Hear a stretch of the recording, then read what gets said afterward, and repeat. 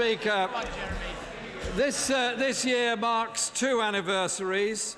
The 70th anniversary of the 1949 Parliament Act, which asserted the primacy of this House over the then hereditary House of Lords. And I think in our deliberations this week, it's worth remembering the primacy of the House of Commons over that and over the executive. It's also the 50th anniversary of the 1969 Representation of the People Act, which I remember very well because it extended the vote to everyone over the age of 18. As we meet today, I think, Mr. Speaker, we should commit to strengthening our democracy and the vital role of this democratic House in holding the executive to account. By tradition, at the beginning of each parliamentary session, we commemorate the members of the House we've lost in the last year. Earlier this year, we lost our great friend Paul Flynn, a fiercely independent, passionate, very kind and very principled member of this House. I remember him reading out in this House the names of those who had died in the wars in Iraq and Afghanistan, two wars which he opposed. He briefly served in our shadow cabinet, and I think the whole House was enlivened by his performance. He joked at the first meeting, both the shadow cabinet and when he spoke from the floor, that there was a part of a job creation, that he was part of a job creation scheme for octogenarians. He wasn't there because he was an excellent orator, campaigner and member of the House as well. He was there because he was an excellent representative of the people of Newport West, the constituency he served so well and so passionately for 32 years. Mr. Speaker, today's proposer and seconder of the Loyal Address share a route to this place. Both were local councillors prior to entering the House. And I pay tribute to all those who put themselves forward to represent local communities as councillors, because without them our democracy would be worse off. They work hard, long hours, and often not particularly well rewarded or appreciated for the work that they do. And I think we should recognise they are part of our democracy. I was a little surprised to see that the member for North East Derbyshire had been asked by the Prime Minister to propose the motion today, because I understand they've not always enjoyed the best of relationships. As we know, Mr. Speaker, the Prime Minister has earned a reputation for enjoying life to the fullest. During his time as London Mayor, I understand he became incandescent with anger and rage on learning that the honourable member, at that time a Westminster councillor, intended introducing a nightlife tax.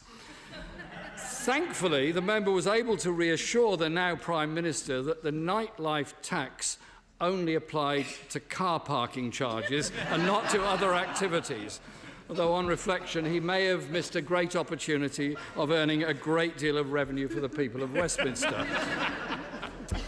I suspect it's no coincidence that the member for North East Derbyshire has shown great independence of thought as a politician, as he grew up in Chesterfield during the 1980s, a cradle of political dissent.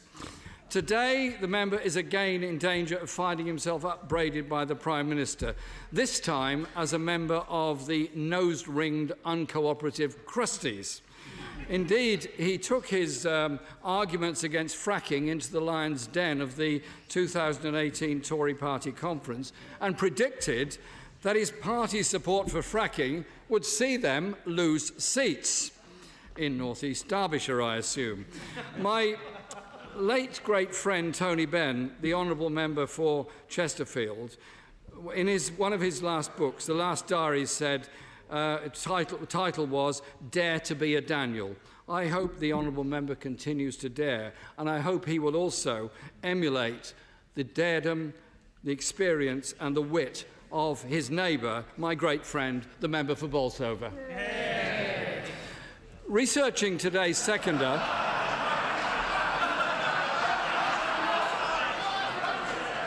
he is my great friend.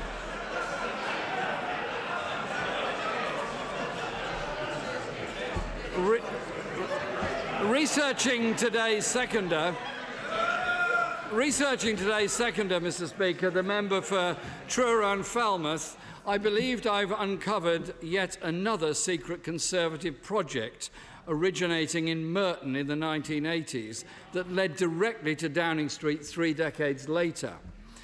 Chief of the Wimbledon set, as they became known, was the Right Honourable Member for Maidenhead. By her side stood her loyal lieutenants, the Honourable Members for Wimbledon, for Basingstoke, and of course Truro and Falmouth. Today, those are part of the Wimbledon set who are described as competent and professional, which really begs the question, how did the Right Honourable Member for Epsom and Ewell ever sneak into the Wimbledon set? Mr. Speaker, the House may not know this. Most expensive Transport Secretary we've ever had, don't worry about it. Mr. Speaker, the House may not know this, but in 2013, the Honourable Member and I found ourselves in political agreement.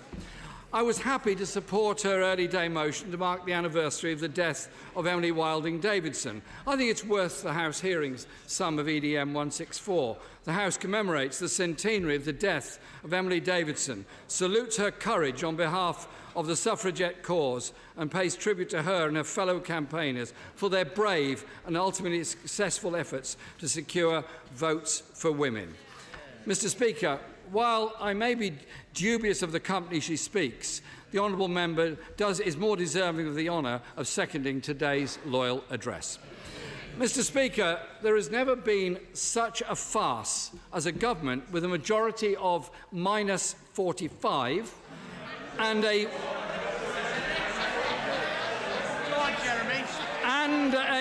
100% record of defeat in the House of Commons, setting out a legislative agenda they know cannot be delivered in this Parliament. And, honourable members, heckles about a general election. I said to the Prime Minister last month, get an extension, take us away from the dangers of a no deal, and then we're in a position to do that.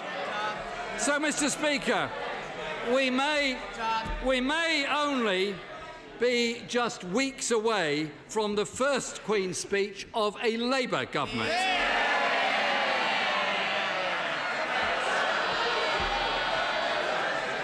And in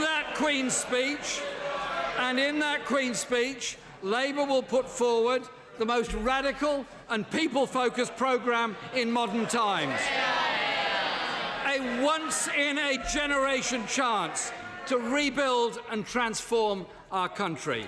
It will let the people decide on Brexit, build an economy that works for all, rebuild our public services that support everyone, tackle the climate emergency, and reset our global role to one based on peace and human rights.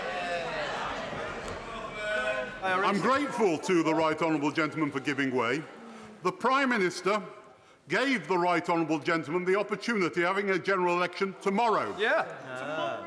Had that general election taken place tomorrow, if he'd have been successful, he would have been going to the Council of Ministers this weekend to negotiate. Why did he reject that opportunity when he's been calling for it all the time? Quite simply, Mr. Speaker, because we don't trust the Prime Minister. Mr. Speaker. Mr. Speaker, this government has had 3.5 years to get Brexit done, and they failed. The only legitimate way to sort Brexit now is to let the people decide with a final say. To pass this House, any deal needs to meet the needs of workers and businesses. That means including a new customs union, a close single market relationship, and guarantees of workers' rights, consumer standards and environmental protection. And if I may say so, guarantees that the Good Friday Agreement will not be damaged or undermined in any way. A withdrawal agreement was announced, but we don't know yet if the government has done a deal. What we are sure of is that this House has legislated against crashing out with no deal, and that the Prime Minister must comply with the law if a deal does not pass this House. The Queen's speech talked about the opportunities that arise from Brexit, but the government's own figures suggest a free trade agreement approach will cause a near 7% hit to our economy, while a no-deal crash-out would cause a 10% hit. These seem like the opportunities that we could all live without. For many people, Mr. Speaker, the economy of this country is fundamentally weak.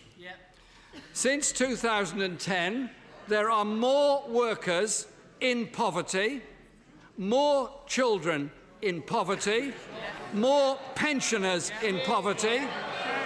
There are more families without a home to call their own, and more people, fellow citizens, sleeping rough on our streets. Fewer people can afford their own home, and wages are still lower than they were a decade ago. Productivity is falling, and the economy contracted last month. At the weekend, Mr. Speaker, I was in Hastings on the south coast, where last year food banks, staffed by volunteers, distributed 87,453 meals. And 1 in 7 people in that town live in fuel poverty. Are those not shocking figures in this country in the 21st century? There was nothing in the Queen's speech to address our stagnant economy, nothing to address low pay and insecure work, nothing to reverse the rising levels of child poverty or of pensioner poverty. So, go on, Seymour. I thank my right honourable friend for giving way. Does he agree with me as well that the challenges now faced by rising child poverty, compounded by mental health issues that young people face, compounded by the rising special educational needs not being met by the resources that our education system needs, are contributing to a next generation growing up in despair, which the country will pay the price of for generations to come? I thank my friend for that intervention. We have almost a lost generation.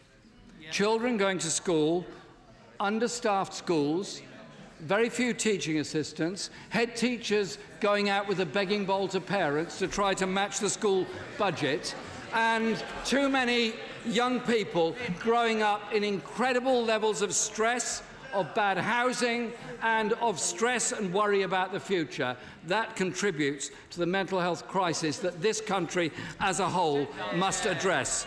So, will the Prime Minister match Labour's commitments to scrap the benefit freeze, end the benefit cap, ditch the bedroom tax, scrap the 2-child limit and the disgusting rape clause, and end punitive sanctions in the benefit system? Whilst, Mr. Speaker, we welcome the legislation to ensure employers pass on tips to their workers, something the Labour and trade union movement has long campaigned for, the government must go further, and I would urge them to listen to the package of measures set out by my honourable friend, the member for North West Durham, when she made a brilliant speech at the TUC last month. This speech, Mr. Speaker, this Queen's speech today was supposed to herald an end to austerity and a new vision. Instead, it barely begins to unpick the devastating cuts to public services. The National Health Service, yes, it will give way. I'm grateful to him for giving way. Would he agree that the climate and nature emergencies demand so much more than just the 6 words they were recorded in the speech, and an environment bill that will widely weaken the protections we currently enjoy as members of the EU? And would he join me in calling for a comprehensive Green New Deal to decarbonise the economy by 2030 so we can show we're genuinely serious about the climate crisis? I thank the member for that intervention. I am coming on to that in a moment, but I absolutely agree with her. What we need is a Green New Deal. We need a green industrial revolution, and we have to face up to the reality of the climate emergency. If we don't, the damage to the next generation and the one after that will be even worse.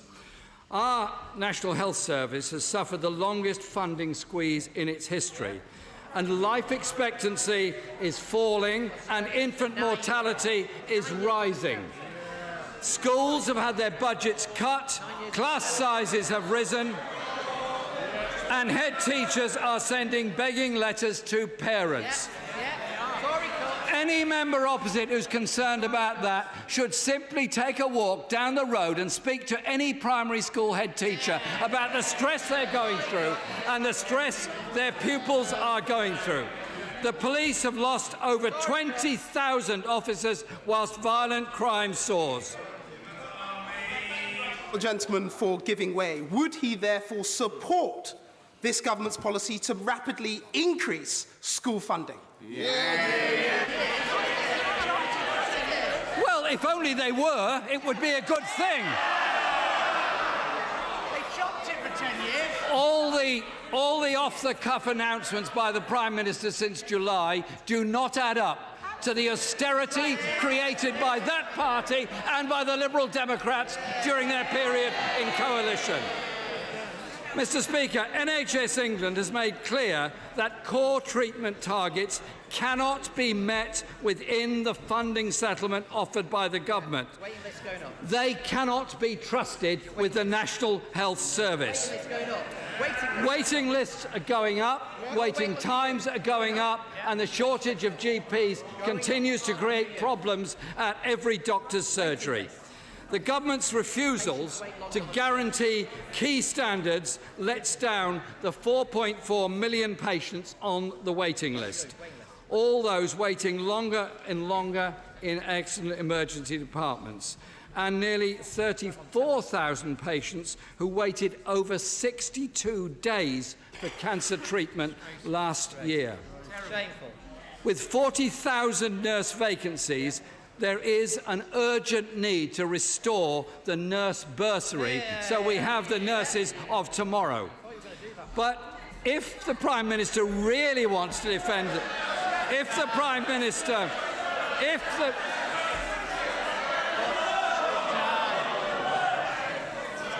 Mr. Speaker, if the Prime Minister really wants to defend the NHS, he needs to end privatisation so that our NHS is focused on making people better, not people on the make. A universal service free at the point of use. We don't just want tinkering around the edges. We want to bin the Health and Social Care Act and truly end all privatisation within our National Health Service. I thank the honourable gentleman for giving way. He talks about the bursary system. I trained on the bursary system and lived on a pittance each month. It's this government that's introducing degree nurse apprenticeships when the student nurses... Well, I've got news for her. It's her government that ended the nurse bursary system. Simple. So, will the Prime Minister support Labour's plans to provide free prescriptions to people in England, as has been done in Wales, Scotland and Northern Ireland? And will he back Labour's commitment to legislate for safe staffing levels in all our hospitals? In the last Queen's speech in 2017, it stated, and I quote, "My government will reform mental health legislation and ensure that mental health is prioritised in the National Health Service in England." 2 years on, all we have are the same warm words. The mental health crisis continues to get worse and worse as many people in great stress are told there is no therapy available to them for several months, and as a result, terrible things can happen. It's a similar story, Mr. Speaker, on social care. The 2017 Queen's Speech promised, and I quote, "My ministers will work to improve social care and will bring forward proposals." Today, we have the same promise after 2 years of inaction and failure, with 87 people dying every day while they wait for social care that is not provided. This Queen's Speech is shockingly weak on education, with no commitment on early years, on colleges or on universities. The money announced for our schools does not restore the funding lost since 2010. It's all very well, Mr. Speaker, promising extra police, but the reason we don't have enough police is because the government cut 21,000 police jobs and nearly 7,000 police community support officers. And if the party opposite, the party in government, wants to talk about providing police with protections, perhaps they can tell the police why they subjected them and millions of other public sector workers to cuts in their pay, their pensions and damaging their terms and conditions of employment. I know this government doesn't have a great record of listening to judges, but surely they are aware that judges already have the powers to ensure that the most serious offenders serve more than half of their sentences in jail. Our prisons are severely overcrowded. There are 2,500 fewer prison officers in our prisons today than in 2010. Hence, many of the problems throughout our prison service.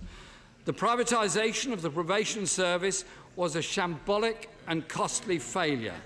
And I hope that lessons have been learned and we'll examine closely any proposals on rehabilitating offenders. Because I hope that alongside the tougher sentencing, the government will also recognise that too many people are in prison on very short sentences for non-violent and non-sexual offences. Our society, I believe, could be better served by them being subject to community sentencing and restorative justice. And what will the Prime Minister do to address the appalling low conviction rate for rape and other serious sexual offences? The dog whistle rhetoric around foreign offenders, Mr. Speaker, is a rather ugly mask for the fact that by crashing out of the EU, this government risks losing some of the most effective measures in tackling cross-border crime. The European arrest warrant, participation in Eurojust and access to numerous databases. We will, of course, study the detail closely of the government's proposals on rail reform. But it's no good simply changing the way in which train operating companies carry on extracting profit from our fragmented railway system. Only a Labour government will cap fares and ensure the railway is run for the passengers, not for profit. And there's nothing in this Queen's Speech to reverse the devastating cuts to bus services all over the country. It's a Labour government that will restore rail and bus services and the integration of those services. Mr. Speaker, 2 years ago, the horror of Grenfell happened. We all remember it very well, and we remember the response of the public and in this House. But I have to say, 9 out of 10 private blocks of flats with Grenfell-style cladding still have not had it replaced.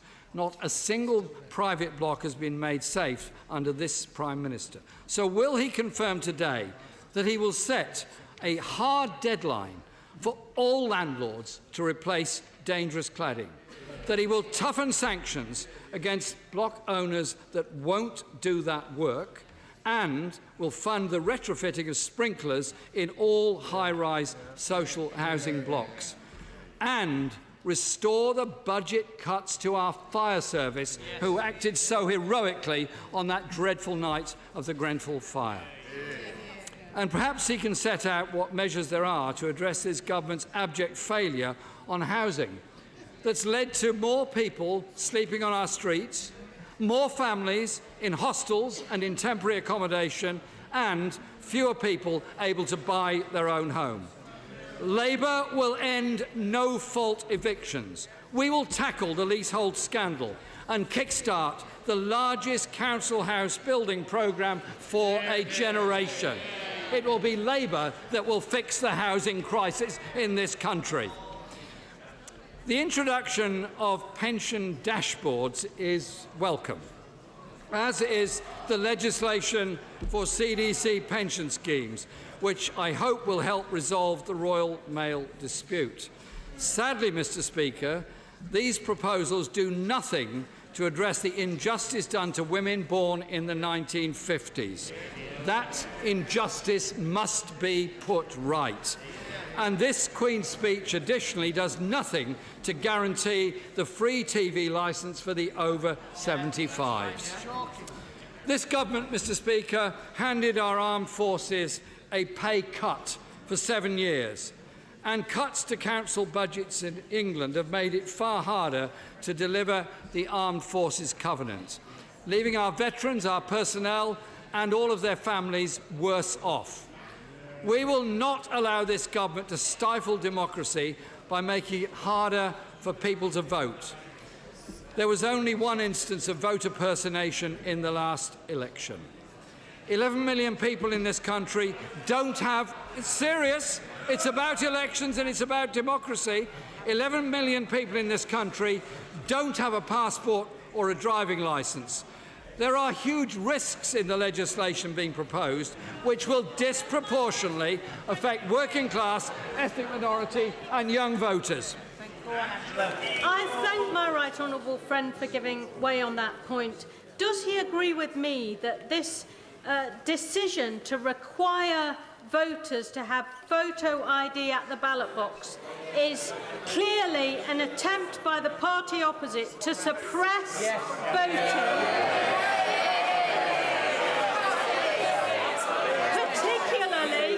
Particularly, Mr. Speaker, designed deliberately to hit the poorest hardest.